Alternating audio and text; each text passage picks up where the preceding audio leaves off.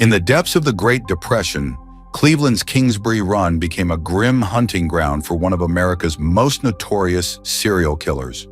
Known as the Mad Butcher of Kingsbury Run, this unidentified murderer left a gruesome trail of dismembered bodies, terrorizing a city already on its knees. This is the macabre story of a killer who was never caught. Cleveland in the 1930s was a city in turmoil. The Great Depression forced thousands into poverty, with many taking refuge in the shanty towns of Kingsbury Run. These vagrants and drifters became invisible to society, and the perfect prey for a predator lurking in the shadows.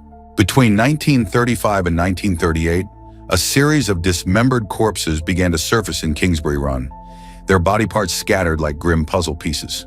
The killer was precise, often decapitating the victims and draining their blood before disposing of them.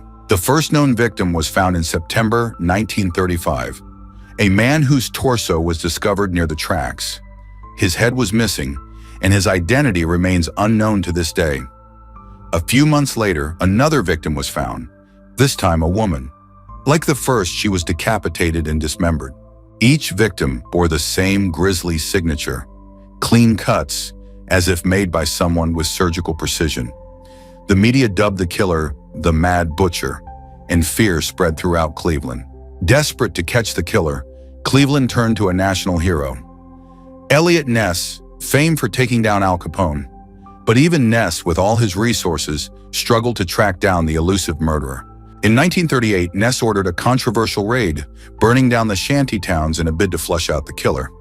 But the fires yielded no answers, and the murders continued.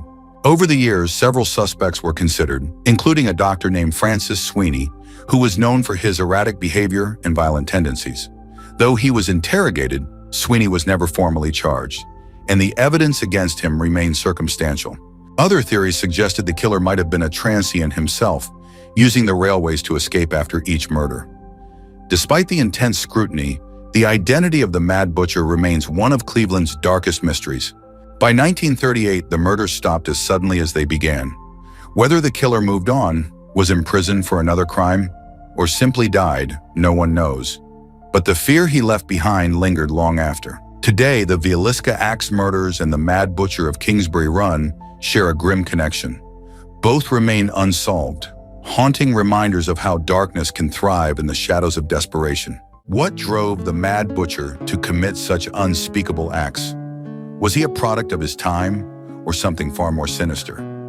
Share your thoughts and theories in the comments below, and don't forget to subscribe to Gritty Histories for more chilling tales from the past.